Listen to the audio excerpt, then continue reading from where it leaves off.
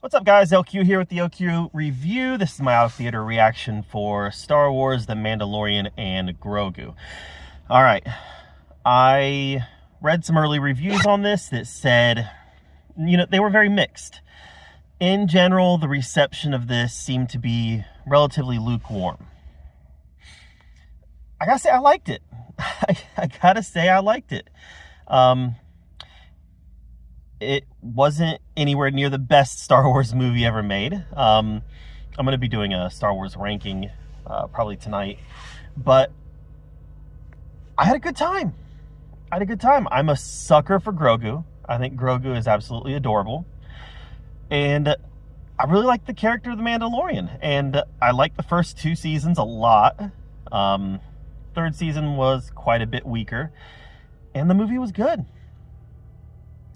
It was okay. So some of the reviews that I read said that it was very episodic. It was like they put 5 episodes together, and I can see that. I get that, but it had a singular narrative. That there was an antagonist. There's a couple antagonists: the Hutts, and then the bounty hunter. So you had some antagonist, and you had the mission, and you had the early mission that was like the first half of the movie, which was to go arrest Coin, and then the other part of the mission was the fallout from that. So go arrest Coin, rescue Rada, and then the fallout from that. So it was a singular narrative that felt very episodic. I was afraid going into this, based on the things that I read, that it was going to feel very episodic, and it was going to be like multiple different missions within the movie that has multiple different bad guys. I heard some people talking about Sigourney Weaver's deck of cards, and my fear was that there was going to be like 4 or 5 different bad guys he had to take out through the course of the movie, that was each one like an independent story and episode. That's not what this was. It was a mission, and then the fallout of the mission, and the repercussions of that. And like I said, to me, it really worked as a singular narrative, as one story. There were some diversions in that story, but for me it worked. Love the practical effects. It mixed nice with the CGI. There were some great action sequences. The opening action scene in this movie I thought was great. And then there was a couple other really great ones as the movie progressed. I thought the Hutts were handled really well. The Hutts is one of those things that, like, Jabba worked because Jabba was mostly stationary, right? He was a big puppet, and he was mostly stationary, and he worked. In this film, we've got 3 different Hutts featured, and including Rada as one of them, and they were very active in their movements, and I think that ran the risk of looking ridiculous. And for me, like I said, it worked. I thought that it was all, I thought it worked. So my frustrations, okay, so the good things: set pieces.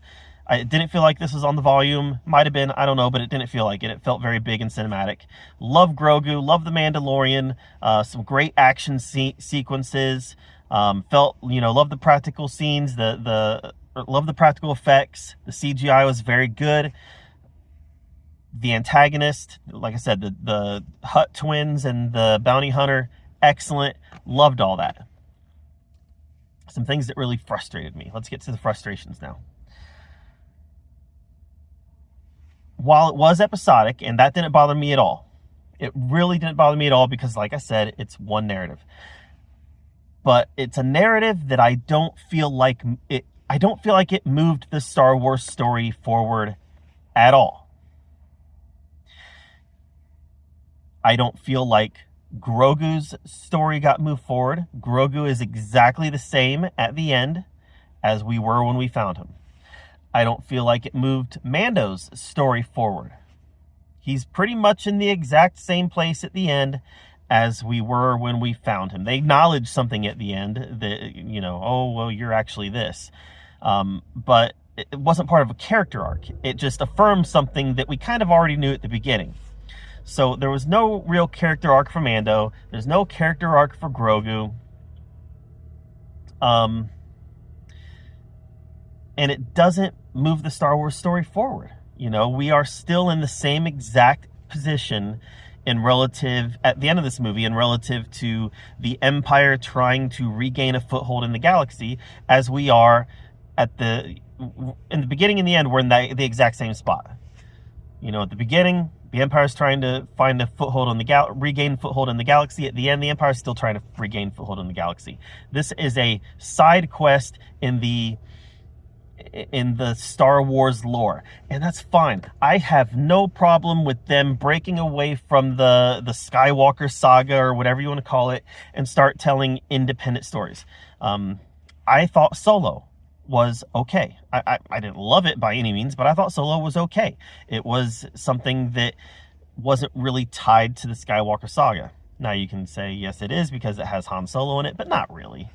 Rogue One, I think, is a little more tied to the Skywalker saga, and I really liked Rogue One, by the way. But this one, there's no ties at all, and like I said, I have no problem with it not being tied to the Skywalker saga. I think Star Wars should have movies that are not tied to the Skywalker saga.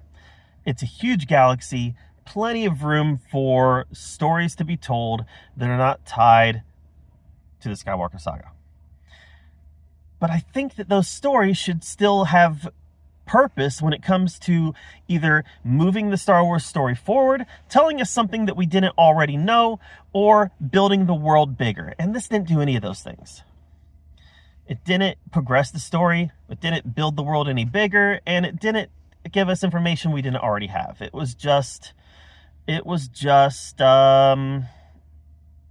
side quest.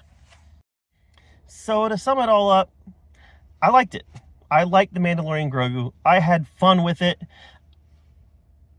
If I were to say good movie, bad movie, and those were the only two rankings I could put on it, I would fall on the side of good movie, because I had fun. But there's a lot of shortcomings here, and those shortcomings are, like I said, there's nothing here that is required viewing in the Star Wars universe. I don't even think it's required viewing in the Mando universe. You have season 1, season 2, season 3, all three of those seasons, even season 3, and I thought season 3 was weaker, but even season 3 progressed Mando and Grogu's story. There's really nothing here that progresses their story. So I liked it, I had fun with it, but I had serious frustrations about it because I don't think it served any purpose. So that's my take on The Mandalorian and Grogu. What did you think of it? Let me know in the comments down below. While you're down there commenting, make sure that you subscribe to my channel. And until next time, we'll see you guys later.